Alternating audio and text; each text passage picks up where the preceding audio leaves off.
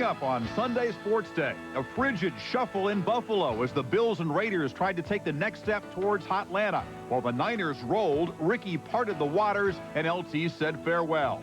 The college courts were in session, but the coaches made their objections heard loud and clear. For the last 12 years, there's been the media and everybody else has turned their ears and their eyes away from what's right for these youngsters. Meanwhile, another unbeaten got bounced in Badgerland, and Arizona State went to great lengths against Cal. Pulls up from about 40 and scores! In the NBA, Mad Max returned. Sir Charles took a seat. Lefty went right into the Hall of Fame on his first try, while the Kerrigan-Harding affair got stranger by the day. Knock yourself out to join us, because we'll be blue without you. Next.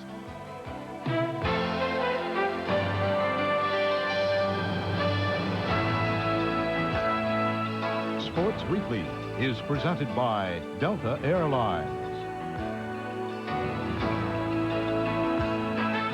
Good morning, I'm Dick Schaap, and welcome to Sunday Sports Day, January 16th, 1994. 2 hours of news, views, reviews, and previews, highlights and sidelights, cheers and jeers. It's Texas against the world today, or at least against Kansas City and Green Bay, with the Oilers and the Cowboys favored to join Buffalo and San Francisco in next week's conference championship games. Chris Fowler is filling in for Robin Roberts. He'll guide us through our opening hour, Sports Weekly. And Chris, do you think Emmitt Smith is going to try to score 6 touchdowns today? I think he'll try, Dick. If he can do it with a bad shoulder, they should just give the Cowboys the Super Bowl today. I'm looking forward to this show. I think it may be the last we ever do. I'm convinced the apocalypse is coming soon between watching the Bobbitt trial and the trials and tribulations of the Tanya Harding entourage, and also the realization that the Bills are one step closer to making it back to the Super Bowl again. I'm sure you're referring to the 4 horsemen of the apocalypse, who are also known as Miller, Stilldreyer, Crowley, and Layden, as old Grantland Rice fans know. I'll be pestilence, you be famine. Okay, right. And I'll be starvation. All right, outlined against a blue-gray January sky. Let's get the show going. First in the NBA, it was turn back the clock night in Sacramento, although you could argue that every night is turn back the clock night in Sacramento. We kid. A pair of Suns flashed their form from the mid-'80s as Phoenix may do without injured Charles Barkley. Of course, he'll miss at least a few more games with that tendon injury in the quadricep. Kings got out early on the break to get it to Trevor Wilson, the former Bruin, for the dunk, and he had a monster night. Paul Westfall's team down by 8 early. They would come back. Good ball movement. Oliver Miller to A.C. Green, the hoop and the hack, and he was one of the veterans that really got off last night. The Kings, meanwhile, would fall apart. That is Spud crashing into the camera. Frank Johnson makes the steal. Green with 35. Danny Ainge also playing a solid ball game. He had 12 points. KJ 16.6 assists in his first game back. Oliver Miller 10 assists.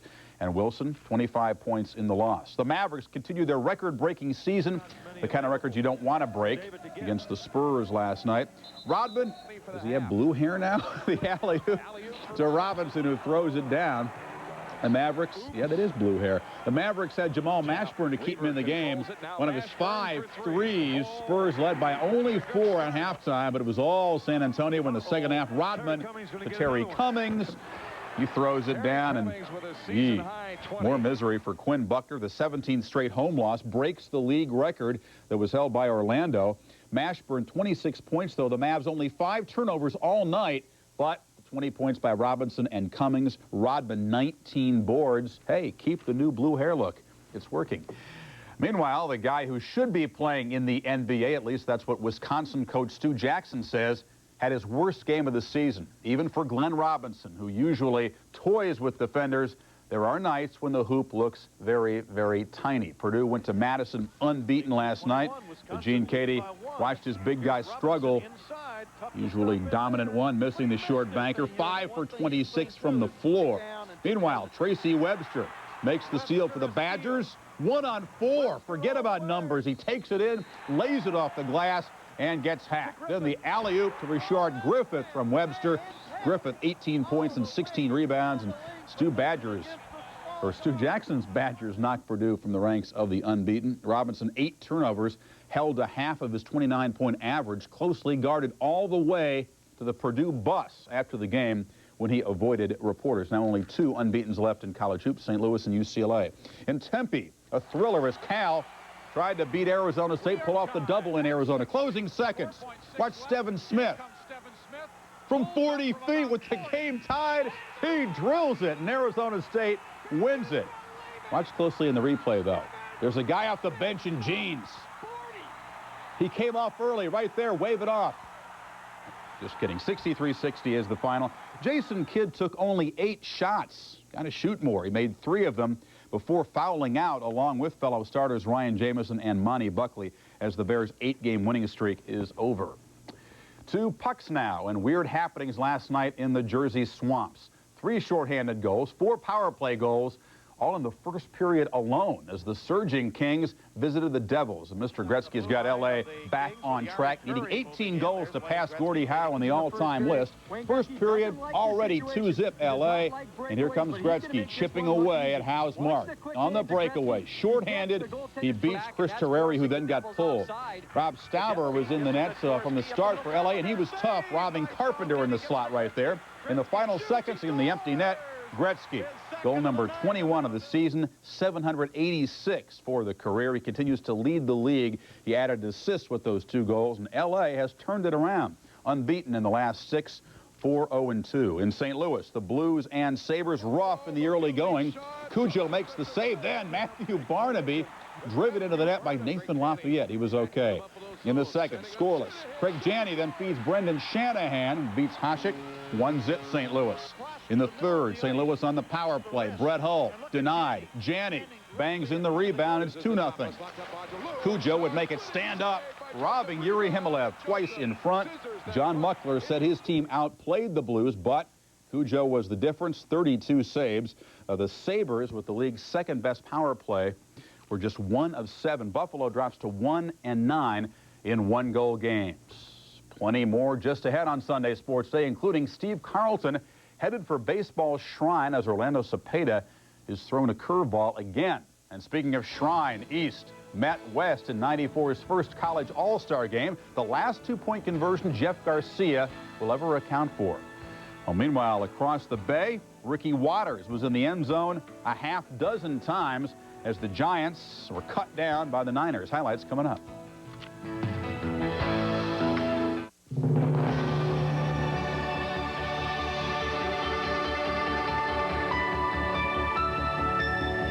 Every day in 34 countries and in over 300 cities around the world, Delta Airlines helps people get down to business.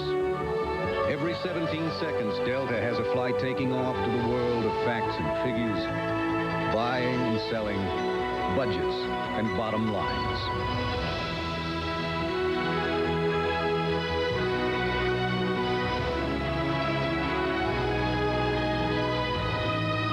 And when the job is done, we have just as many flights to bring you back to the world of mommies and daddies, husbands and wives, boyfriends, girlfriends, and best friends. Delta Airlines.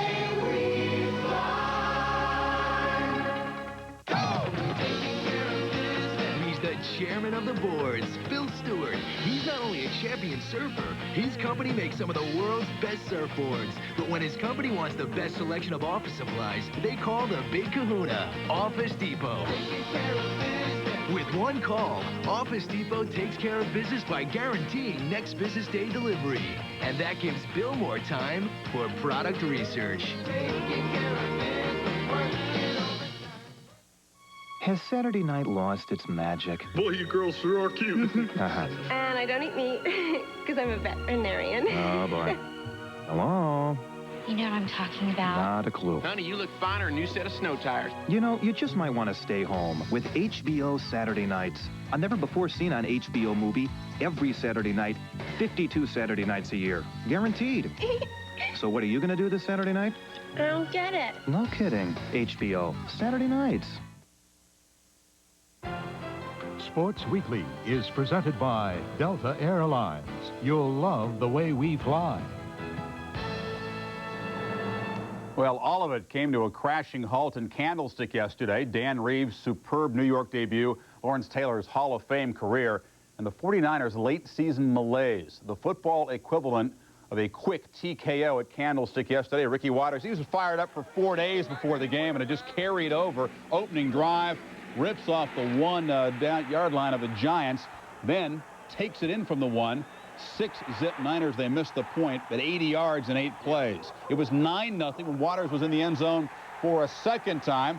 16-0 after a turnover. More Waters. The sweep, the good blocking, the 20-yard gain. Guy McIntyre leading the way there. And then Waters again from 6 yards. 23-3 San Francisco at halftime.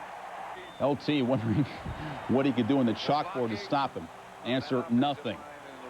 Waters, 6-yard run again, 30-3 San Francisco, and all Waters has to do now is chase down the all-time playoff record for rushing touchdowns, going after number 5. 37-3 Niners. They would add another touchdown, 44-3, a big day for Waters and a sad day for Lawrence Taylor. 44-3, payback for 3 straight playoff losses to New York. The Giants, playing catch-up, had their worst rushing day of the year. Rodney Hampton held at 12 yards.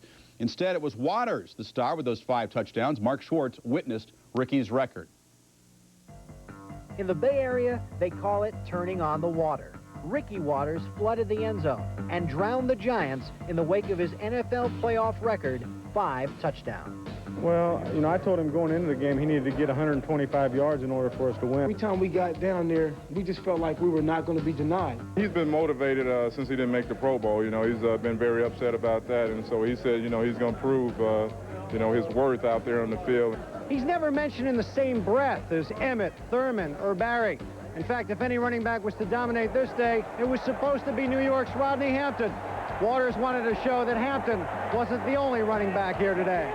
I don't think there's any question about it. He wanted to go out and show the nation that he was capable of playing like Rodney Hampton. Yeah, I was pumped up. I mean, it's a great challenge, you know, to go against LT. He said that you're running your butt off today, and he said, you know, keep it up. And I mean, that's a lot coming from him, because I still see him as the greatest linebacker of all time, a legend. Volatile by nature, Waters made it public knowledge that he was not happy that he wasn't given a chance to reach the 1,000-yard mark. Add the Pro Bowl snub and the quotes from Giants players this week, and you've got an explosion waiting to happen. The Giants kind of said, hey, Ricky Waters, we're going to stop him. We're going to take care of him. And Ricky really took that to heart. Well, I mean, we didn't set out to try to stop any one individual.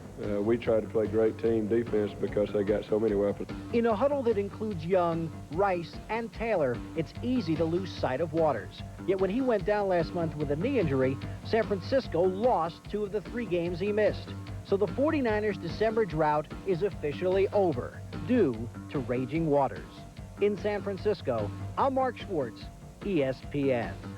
And he may get that duel with Emmitt Smith next week. Meanwhile, it was a far from fitting farewell for LT, who was neutralized and limited to a pair of tackles in the last game of his great 13-year career, a month shy of his 35th birthday. Guys, I put in my time. I can't play till I'm 100, don't want to play. I put in my time. Everybody has to come to grip with the time they want to leave the game. This is the time I want to leave the game. You guys have been calling for it for years. And I'm happy, and I'm very appreciative of what the Giants have done for me, what the players have done for me, what the coaching staff has done for me, what the fans have done for me, and I'm very appreciative of what I've done for myself and for the games. Well, Taylor's retirement party was a downer. The Bills are out to ruin everyone's Super Bowl party. How many non-Buffalonians want the Bills anywhere near Atlanta after 3 progressively worse Super Bowl losses? Well, the Bills are using that us-against-the-world attitude as inspiration again. Oh, a lovely day in Buffalo. Negative 32 wind chill. It was 62 in L.A. Raiders, though, weren't bothered by the weather in the early going. Jeff Hostetler gets down to the 1. Then Napoleon McCallum makes it 10-7 Los Angeles in the second quarter. It was 17-7 late in the half. Kelly to Andre Reed, incomplete, but the flag is thrown. That would set up this from 8 yards out. Thurman Thomas cuts the deficit to 17-13. Third quarter, Kelly goes deep, and Billy Brooks from 25 yards out. They missed the point. The Bills led by 2. It was 22-17. The Hoss would answer. Tim Brown, one of the few big plays the Raiders mustered, and one of the very few plays of any kind in the second half. 23-22, the Raiders would lead. But in the fourth quarter, with Thomas on the bench with a concussion, Kelly goes to Brooks one more time from 22 yards. And the Bills hold on 29-23. Cornelius Bennett, Biscuit, and the Bills back to the AFC Championship game to win the AFC crown. You still have to win in Rich Stadium, where the Bills are unbeaten in the postseason. They held the Raiders to 1 first down in the second half. Well, they had 18 and 253 yards of offense in the second half. A tough ending for tough guy Jeff Hostetler, who suffered his first loss in 5 playoff starts. It was a hard-fought game. We knew it was going to be. Playing in these kind of conditions, they definitely had an advantage as far as that's concerned. It feels good, but I'm not going to jump for joy right now. We still got one game next week and one after that, hopefully. But in this part of the season, when you get into playoffs, winner goes on, loser goes home, and we just have to step above, work very hard this weekend, and get ready for whoever it's going to be. We know that we're still a good football team, regardless of what's happened in the past as far as Super Bowls are concerned. But as long as we have the talent and the know-how and the desire to get back, I think we have a chance to get back again. Bills host the winner of today's Chiefs-Oilers game, the NFL Game Day gang. Chris, Tom, Joe, Mort will preview today's games on Game Day at 11:30 Eastern following SportsCenter. Chris will join me also in SportsCenter to take a look at those games. And also ahead this morning, a conversation with Jimmy Johnson, who says every day is either ecstasy or agony. There's no middle ground. Plus, we'll get into the middle of the figure skating ever-changing weirdness. The Kerrigan-Harding saga still ahead. It's no imitation. It's real. Oh, yeah, it's real. It's authentic. This is what it's all about. We're not in pretend land here. NFL Pro Line, the clothes of the pros. You got to dress up and look nice. I wear Pro Line in practice. I wear it in game. Pro Line is very strong. Even Derek Thomas can't rip it. Who says I can't rip it? Derek Thomas can't rip it. Derek Thomas can rip it. NFL Pro Line. Wear what the pros wear. Doesn't JCPenney Simply for Sports have it? Simply for Sports has it. It's real. Today's office doesn't always come with 4 walls, so no matter where your employees do business, AT&T has a way to help. Call now for the AT&T Corporate Calling Card. We can customize a plan from over 70 features like flexible billing by location, individual, or account code, fraud protection, discounts up to 40%, and worldwide access. The AT&T Corporate Calling Card. Find out how customized a calling card can be. We're under budget. We're ahead of schedule. Hello. Hola. Why is the three-point line in college so much closer than in the pros? Are they that much weaker? Is the dorm food that bad? Ugh. How hard can it be to shoot a ball an extra 3 feet? Seriously, I could hit from the top of the key. Forget raising the rim. Move the line. Move the line. Anyway, when Travis Ford averages 19 three-pointers a game, don't say I didn't warn you. Go, fight, win, please. The Deuce. Move the line. Welcome back. While Michael Jordan is talking seriously about making Bo Jackson the other two-sport guy on the White Sox, his former Bulls mates are making a serious statement themselves, gunning for a 13th straight home win last night against Houston, and the Rockets begin to slump a little bit. It was a close game throughout. Grant to Pippen for the dunk. The Rockets would rally and take the lead in the fourth quarter. Hakeem had 29, but the Bulls ultimately would put it on ice. Pippen, the nice reverse lay-in, he had 25. The Bulls win it by a half dozen. Magic and the Bucks, you're going to see a lot of dunks from Shaquille. 1, 2, why not another one? The Bucks have no answer inside. Poor Frank Burkowski. Ouch. 33 points, 14 boards for Shaq. In hockey, Red Wings and Bruins. Tim Shovelday, the nice glove save up Cam Stewart. 1-zip Wings. Fedorov, watch the stick right there. It's Slava Kozlov's. He tips it in. 2-zip Wings. Bruins down 2-1 to the third. Wesley breaks in. And Shovelday robs him. The Wings hold on to win it 3-2. They never blow a lead in the third period. College hoops, Penn State and Minnesota. John Amaechi with the dunk. 19 in the first half, 26 for the game. Then Greg Bartram. Nice little alley-oop to Michael Jennings, who throws it down one-handed. Worth another look. The Gophers of Clem Haskins upset 78-67 in Happy Valley. East-West Shrine game, 4th and goal, West, down by a touchdown. Jeff Garcia of San Jose State rolls out. Jamal Anderson of Utah with a touchdown. You don't go for the tie, you go for the win when it's the Shrine game. Garcia on the quarterback draw. And they grab his face mask, and Garcia fights through it anyway. Gets in. 29-28 West lead, but the East one more chance to win it. Pat O'Neill of Syracuse pushes it wide right, and the West hold on, win it 29-28. The rest of the scores from the NBA and NHL last night.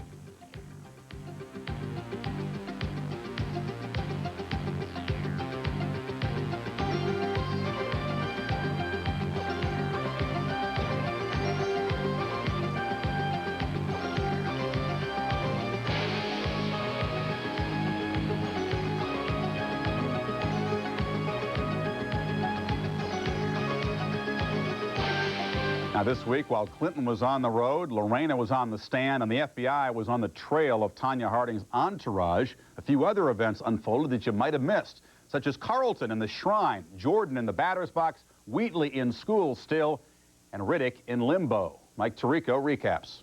If the Baseball Writers Association keeps electing players to the Baseball Hall of Fame one at a time, it will take until the year 2032 for all 38 players eligible this year to make it. That's except for Steve Carlton, who was elected in his first year of eligibility. Maybe that's all we had to do to get this normally quiet ball player to talk. 5 years after you're retired and, to be elected to the Hall of Fame is the crowning, it has to be the crowning blow in anyone's career. Just to be in that sort of institution with those types of people is a remarkable thing. It's a great feeling. Carlton is the only player to win 4 National League Cy Young Awards and was a 20-game winner 6 times in his career, a lifetime record of .329, .244 with a 3.22 ERA. Carlton received 436 votes, topping Orlando Cepeda, who ended up just 7 votes shy of the necessary 342 for election. Will Air Jordan be landing in a ballpark near you soon? Michael may have left basketball, but now he seems to be courting a baseball career. While Jordan has not played competitive baseball since high school, Chicago White Sox officials say he's been taking batting practice regularly, and a decision on whether Michael can make the leap to the majors, well, that'll be made in mid-February. In college football, one of Michigan's greatest running backs won't be rushing off to the NFL soon. Tyrone Wheatley will pass up the NFL draft, Mr. 6, finishing his senior season in Ann Arbor. In England, the British stiff upper lip gave way to a few stiff uppercuts during a WBO press conference. If this is how WBO heavyweight champ Michael Bent and British challenger Herbie Hyde act at a photo op, imagine what it's going to be like when they're actually paid to fight each other. And former heavyweight champ Riddick Bowe had to bow out of his battle with Botha. Riddick suffered a cut over his left eye while sparring Tuesday, had to cancel his February 5th bout against South African Francois Botha. And in the National Hockey League, 3 players received the good word this week. Due to injuries, Penguin winger Joe Mullen, Senator forward Alexei Yashin, and Dallas Stars forward Russ Courtnall all added to the All-Star game, Yashin becoming the only rookie to appear in this year's All-Star game in New York. Far from the sport in the operating room in Baltimore, Olympic dreams may have come to a halt for speed skater Kristen Talbot.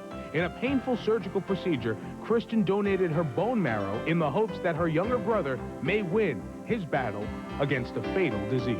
Hopefully I'll be, up to par when the Olympics come around, but, it's just skating, he's my family, and his life is far more important to me than, anything else.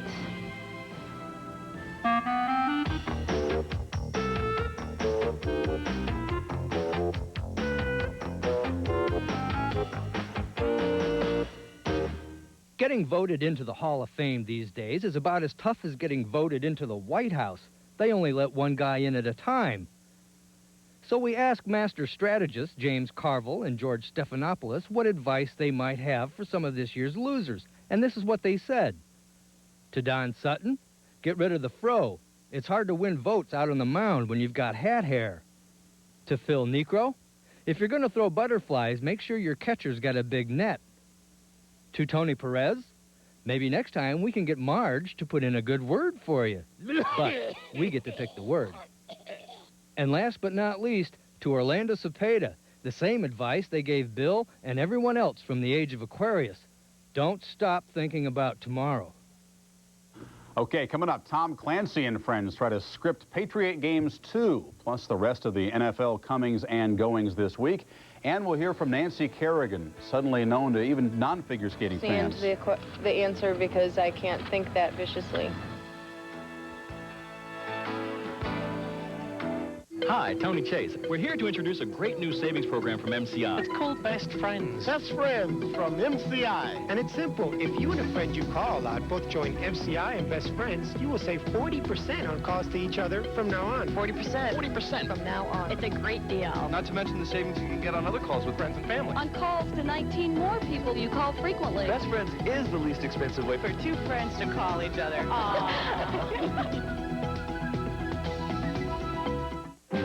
I will build a motor car for the great multitude, constructed of the best materials by the best men and women to be hired. Any person making a good salary will be able to own one and enjoy, with his family, the blessings of hours of pleasure in God's great open spaces.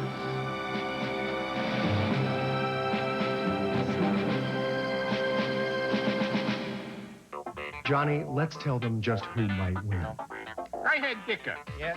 I had it too. You thought you'd seen it all? Keep your eyes wide open. The American Sports Awards is back. The ESPY Award goes to... That's where you come in. See the year's most memorable and outrageous plays on ESPN SportsCenter. Then punch in with your vote on who gets an ESPY. I got mine. Check into the next SportsCenter and check out the ESPY. It will not be enough to keep them 1-2 when the new poll comes out, but both Carolina and Duke won yesterday. Arkansas broke a 2-game losing streak against Auburn. The rest of yesterday's men's college basketball scores.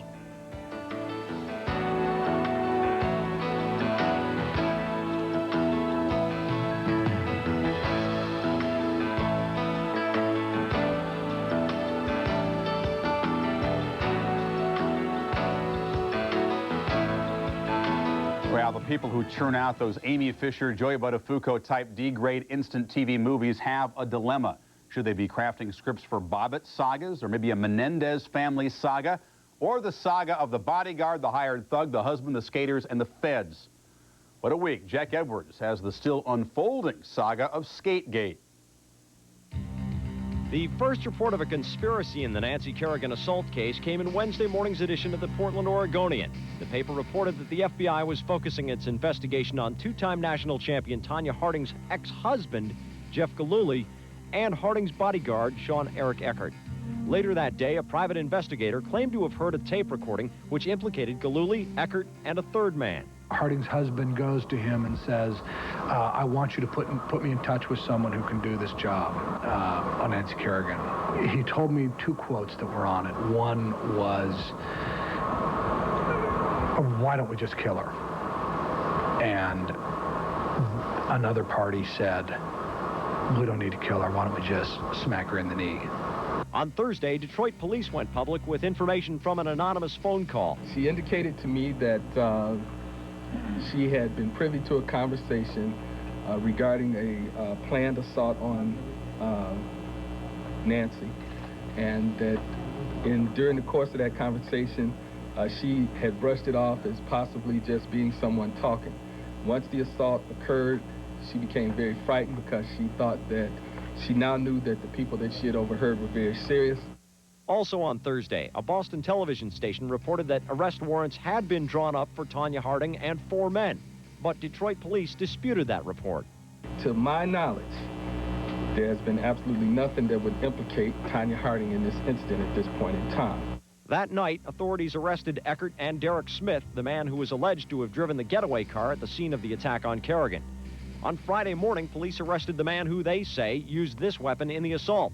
22-year-old Shane Stant, a nephew of Smith, surrendered just hours after the FBI described Stant as armed and dangerous.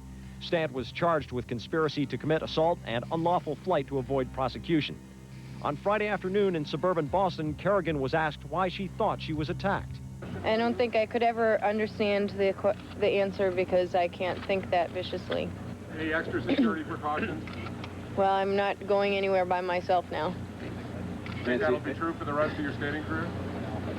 I would hope not. I trust, people, and I don't want to lose faith in people. Eckert and Smith were arraigned in Portland on conspiracy to commit second-degree assault charges. Both pleaded not guilty. Following his arraignment, Eckert was asked about reports that he had implicated Harding in the conspiracy. I have no comment at this time. If you would like any comment or any answers, I think you should please contact my attorney. Go ahead. Can't talk about the specifics. Sure. And, you know, we're just as anxious to talk to you guys as you are to us, and there'll be more in a few days. Yeah, hopefully. How are you feeling right now? It's been a long week. A Quinn Martin production, the Skategate episode. Don't laugh, it's coming. Later on, Frank DeFord stops by with his message to Tanya Harding. And up next, the saga of the Steelers and their not-so-special teams and their former coach. We'll look back at a wild card week in the NFL. Oh, please, oh, please, oh, please. Just help me this once, and I'll never ask for anything again, ever. On the count of 3. 1, 2, 3.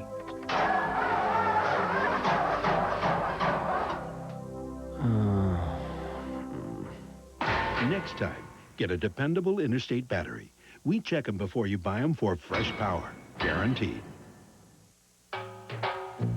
One love, oh, one heart. And now let's get together and feel alright. Sandals offers couples the best of Jamaica with 6 ultra-luxurious resorts at one all-inclusive price. So bring the one you love to Sandals and fall in love all over again. Come to Jamaica. For more information, call 1-800-SANDALS. Top Rank Boxing. Super middleweight champion James Toney faces Anthony Hembrick. Plus, junior welterweight champion Mike Johnson battles Livingstone Bramble. Top Rank Boxing. Tonight at 9 Eastern, live on ESPN. Sports Weekly is presented by Delta Airlines. You'll love the way we fly. And brought to you in part by Interstate Batteries. We check them before you buy them for fresh power guarantee. While we're talking about movie scripts, call this one Patriot Games 2 Escape from Foxborough, written by Tom Clancy, Paul Newman, Tom Selleck, Walter Payton, and company. Efforts by that unlikely quartet to put the Pats in the Nutmeg State kicks off Linda Cohn's look at the NFL's off-the-field events this week. As the playoffs go on in the NFL, it was a week of comings and goings. Going from the Steelers were 2 assistant coaches. After the Steelers' 27-24 overtime loss last Saturday, Pittsburgh fired special teams John Guy and defensive line coach Steve Furness. What may have sealed Guy's fate was that block punt late in the 4th quarter that led to the Chiefs' tying score. Also going are several Colts assistant coaches, 4 defensive coaches, including longtime Colt assistant Rick Venturi. Someone who may be coming in as new Falcons head coach is Atlanta offensive coordinator June Jones. More popular than the deposed Jerry Glanville, Jones was the first to interview for the job. A popular man in the coaching derby will not be coming to the NFL. University of Florida head coach Steve Spurrier stated this week he will stay with Florida rather than pursue an NFL post.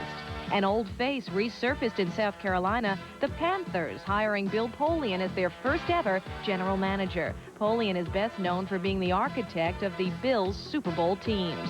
And the Patriots may still be coming to Hartford. A group led by Tom Clancy, Tom Selleck, Paul Newman, and Hall of Famer Walter Payton are interested in buying the Pats and then moving them to Hartford.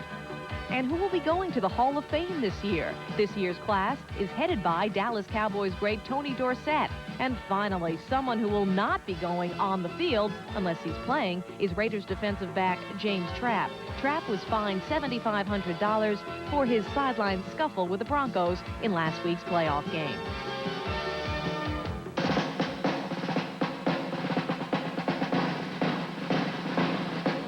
It is time for Face Off, our weekly war of words, wit, and wisdom. And as most of you know, the temperature was 0 in Buffalo yesterday, and the wind chill factor brought the count down to 27 below. And the game went on, which raises the question, should all postseason games be played at warm or domed neutral sites?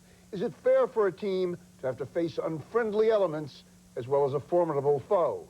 That's the subject of our Face Off today, and the antagonists are Mike Lupica of the New York Daily News, who is anti-freeze, and Tony Kornheiser of the Washington Post, who is pro. Lupica leads off. You know, I'm all for keeping value on the regular season in sports, and the only way you do that is by having them play for something. But these are ridiculous circumstances to play sports event. Home field is supposed to mean crowd. I mean, the ballpark may be a little different in baseball, but to go in there every year, and you always see what happens when the Bills get out of Buffalo and have to play on a even, warm field. Yeah, the thing is, though, 3 of the best games all year, your lovable Giants when they played Dallas in the Emmitt Smith shoulder game, the Leon Lett game in Dallas against Miami, and the Buffalo Raiders game were played under inoperable conditions, so to speak, and yet they produced the finest games of the year. How do you deal with that? The whole point of this is the test of the true champions at the end of the year. And you know, at a certain point in the season, every time the hated Bills get closer to one of these games, that it's not going to be a level field. And it's an extraordinary advantage for them. Here's the thing that you're failing to consider, that football already in its ludicrous attempt to produce parity penalizes the good teams. Buffalo had to play a first-place schedule, still won 12 games. They have earned the right to play at home. They didn't beat the Raiders because it was cold. It was minus 30 wind chill for them, too. They beat the Raiders because Jim Kelly had a great game. If you change this around and put it all on a neutral site, you penalize the Bills, who can't have that vertical offense. They've earned this. As long as this season has to go through Buffalo, you're going to keep letting the Super Bowl killers into the Super Bowl. Michael, the best team. Is it cold you hate or just Buffalo? No. I feel a special kinship. Look at the game you had yesterday. You had a 60-degree game, and it was 44-3. Save your kinship for later.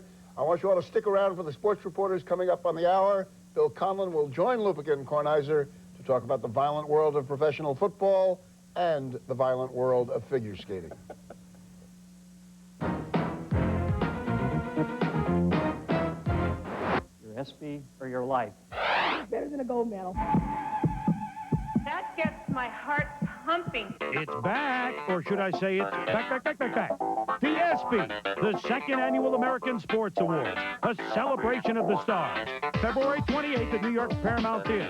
And, backed by popular demand, you, the fans, will once again be voting for the year's most outstanding performances in play. Today's category, Outstanding Performance by an Athlete in Entertainment. Performance number 1, John Kruk on David Letterman. I had number 28, and we made a trade for Mitch Williams. And I saw where Ricky Henderson gave a guy $25,000 for a number. I got 2 cases of beer. Yeah. The best part about it is now is he got divorced. Oh. Now he wears number 99, and the 2 cases of beer are gone. Oh, that's too bad. It's a sad story. Performance number 2, Shaq doing the rap thing. All you jealous punks can't stop my dunks. The brand new like Debbie, built like Chevy, Impala. Yo, Shaq a smooth baller. Yeah, but what about rhyme? I could hold my own. Knick-knack, Shaq attack, give a dog a bone. Performance number 3, Charles Barkley finding a new one-on-one partner on Saturday Night Live. Barney. Hey, Barney, what's going on? I played a good game, but most importantly, I made a new friend. Those are your nominees, so what are you waiting for? Call 1-900-454-ESPY from your touch-tone phone. Each call will carry a 95-cent charge, but hey, it's a bargain. Children under 18 must have their parents' permission. A portion of the proceeds from the call will be donated to the V Foundation. And its motto is, don't give up, don't ever give up.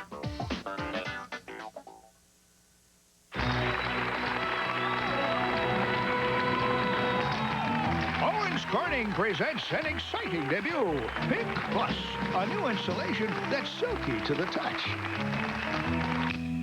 The reason? Pink Plus is our famous pink fiberglass insulation wrapped in smooth pink poly, which also makes it extra easy to install. So get in touch with a premier insulation. For the Pink Plus dealer nearest you, call 1-800-GET-PINK. Everybody was famous, every actor, every industrialist, but a lot of pretty shady people as well traveled on this trade. Everyone wants to see something new and sort of be refreshed by a new experience. American Express has always had a great reputation in tourism. The American Express customer is our sort of customer. American Express is welcomed on the Orient Express and for other moving experiences. Sports fans, you've seen the best. Now Marv Albert's here to show you the rest. Lots of horsing around in the world of sports. There's 45 minutes of non-stop fun in Marv's great new video, the hilarious Albert Achievement Awards. And best of all, your video's free with your paid subscription to Sports Illustrated. In this great new video, Marv captures all the amazing footwork, agility, grace, and power that makes sports so much fun to watch. Hysterical. Call now, and you'll also get your choice of an authentic NFL Pro Line hat. Free. Pick your favorite team. It's up to you. The Albert Achievement Awards video and the NFL hat of your choice make a great gift for yourself or your favorite sports fan. And it comes with 54 issues of Sports Illustrated for only $1.39 an issue. Save over 52% off the cover price. For quicker delivery, use your credit card. Nobody's into sports like Sports Illustrated. Get into it. There was more talk of boycotts than basketball, more about educational opportunities than one-on-one opportunities. And college coaches say that is long overdue. Although the Black Coaches Association delayed the start of a boycott planned for this weekend, passion for the issues at stake has not diminished one iota. Listen to yesterday's post-game preachings from John Chaney and Nolan Richardson. This racism, which has been going on now for many, many years, and of course for the last 12 years, there's been the media and everybody else has turned their ears and their eyes away from what's right for these youngsters. And I'm very happy that we were able to play it, but I was very reluctant, and I'm quite sure that Coach was also very reluctant about playing. We were prepared to walk out today. The sad part of it, every time I see a kid, he's a prop 48. And I'm sitting there on TV and look at my wife and say, what the hell does that mean? That he's dumb? Have we get him the numbers now? I'm so sick of numbers, 42, 16. Take those numbers and stick them somewhere. This is 1994. We got 3 black coaches and 49% of the kids are black playing football. You tell me that's progress. See, I have a problem with more than just a scholarship. Now, if the federal government, of all things, doesn't help mediate the situation with the NCAA, Dick, this is not an issue that's going to go away anytime soon. No, it is not going to go away. We're going to discuss it with Bill Rhoden from the New York Times, who is with the members of the Black Coaches Association this week and who's been following the story almost, I guess, since it began. You know, when John Chaney says this is racism, is it racism?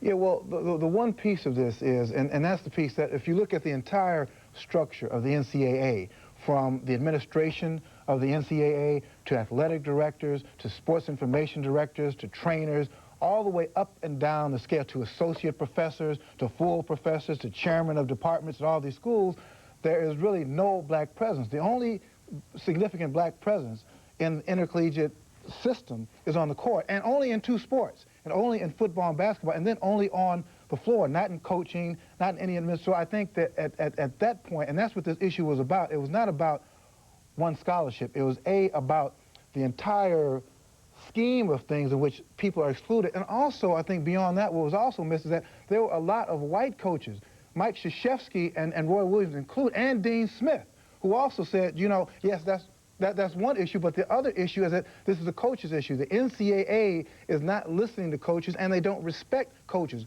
all coaches. The coaches, the white coaches who were involved, do you think it's because of genuine concern or the fact that they don't want to alienate their black players? No, because to them, the issue was a matter of respect. Krzyzewski went to the NCAA convention last year, and they basically laughed him out.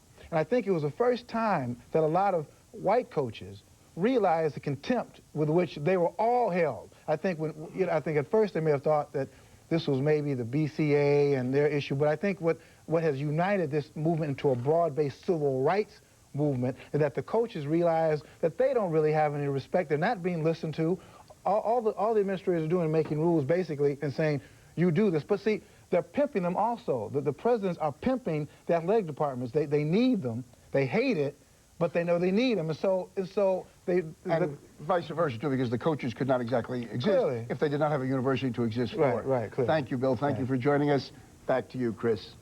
Gentlemen, thank you. This issue did not crop up last week. I was at the Black Coaches Convention about 3 or 4 years ago. They're voicing the same concerns then, but the presidents just have not listened, they feel. Still ahead this morning, the feast or famine world of Jimmy Johnson, who will explain why he's not in coaching for the long haul. plus Patrick Ewing's Monster Week and the rest of the NBA stuff this week. That is coming up.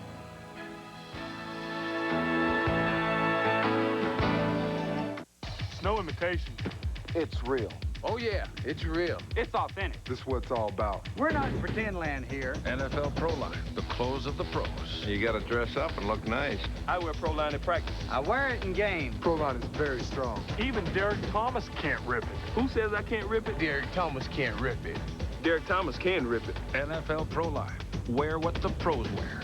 Doesn't Champs have it? Oh, yeah. Champs has it. Yeah, definitely. Champs has it. It's real. Today's office doesn't always come with four walls, so no matter where your employees do business, AT&T has a way to help. Call now for the AT&T Corporate Calling Card. We can customize a plan from over 70 features like flexible billing by location, individual, or account code, fraud protection, discounts up to 40%, and worldwide access. The AT&T Corporate Calling Card. Find out how customized a calling card can be. We're under budget. We're ahead of schedule. Ramil Robinson, 1989, Michigan Seton Hall. About to hit the game-winning free throw with no time left. And he makes it look... Oh! He just... Get in there! He just... Oh, dang it! Little help! Son of a... Come on! And he makes it look this easy. Of course, it was harder for him with all the screaming fans and the pressure.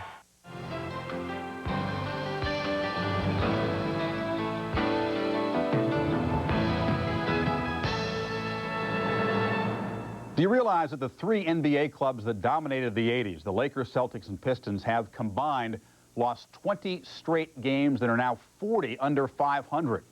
Besides the continuing collapse of the league's old power trio, the week also featured the return of Mad Max and the re-injury of Sir Charles. Jack Edwards has the Week in Review lineup. And now, get on your feet and breathe. The NBA Week in Review. Vernon Maxwell. Mad Max returned to the Rockets lineup Thursday in Washington after being hospitalized for an irregular heartbeat. Maxwell shot 1 for 7 from three-point range in Houston's 18-point loss. Don McClain led the Bullets with 30. Akeem Olajuwon contributed 45 in the loss. The Knicks' Rolando Blackman. Blackman missed Saturday's rematch with Detroit, sitting out a one-game suspension